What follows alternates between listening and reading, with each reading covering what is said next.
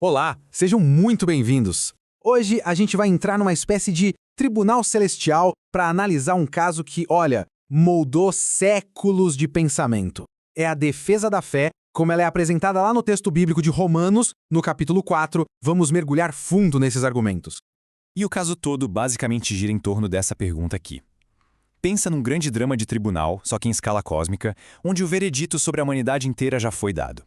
Se todo mundo, sem nenhuma exceção, é considerado culpado, como é que alguém pode ser absolvido? É exatamente isso que a gente vai investigar agora. Então, os capítulos anteriores do texto já armaram todo esse cenário, sabe? Esse tribunal celestial. E dentro dele surge um problema gigantesco. Todo mundo foi colocado no banco dos réus. E a questão central não é se alguém é culpado, mas sim o que fazer com essa culpa que é de todos. E o veredito que vem direto do texto é universal.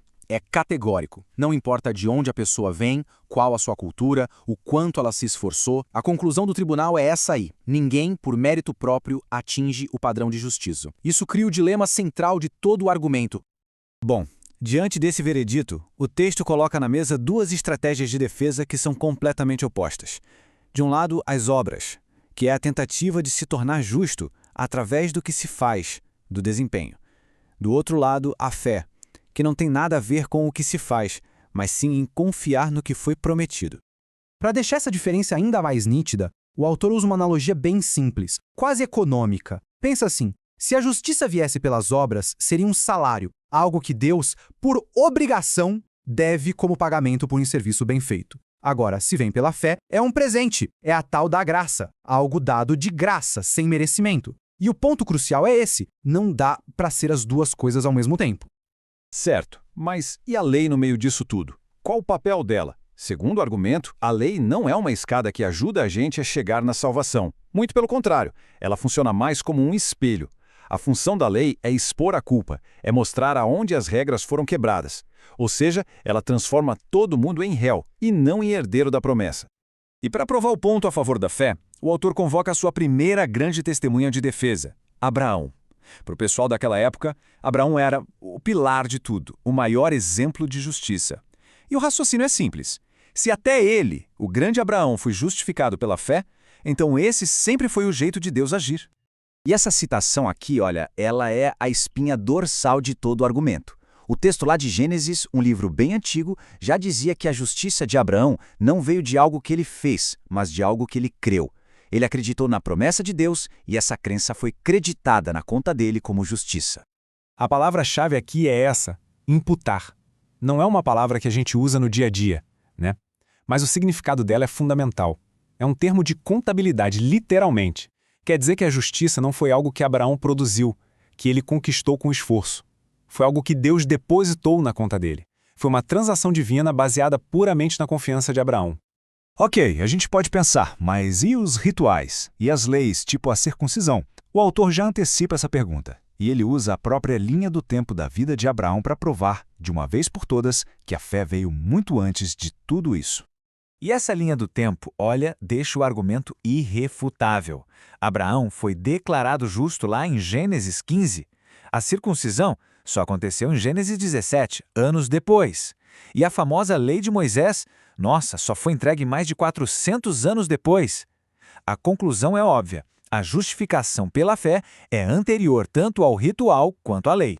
Então, para que servia a circuncisão, afinal? O texto explica que ela era como um selo. Não era a causa da boa relação dele com Deus, mas sim uma confirmação, um sinal externo de uma realidade interna que já existia. Era basicamente um sinal visível de uma graça invisível que ele já tinha recebido pela fé. E para reforçar ainda mais o caso, uma segunda testemunha é chamada ao tribunal, o rei Davi. A importância dele aqui é que Davi viveu debaixo da lei, séculos depois de Abraão, e mesmo assim ele entendeu o mesmo princípio de ser justificado pela graça e não por um desempenho perfeito. O testemunho do rei Davi, tirado do Salmo 32, usa a mesma linguagem de contabilidade.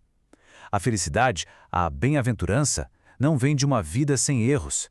Vem de Deus escolher não lançar o pecado na conta da pessoa. De novo, a lógica é sobre o que é acreditado e o que é perdoado, não sobre o que é conquistado por esforço.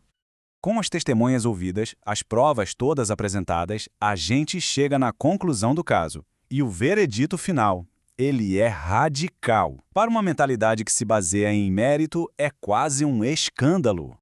Essa frase aqui captura o coração de todo o argumento.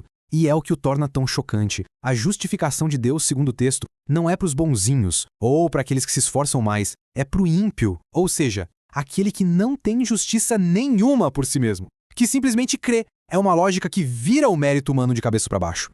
Então, para resumir, o caso se encerra com essas conclusões bem claras. A justificação é pela fé, e não por obras. É um presente, uma graça, e não salário. Esse sempre foi o modelo de Deus, como provaram Abraão e Davi.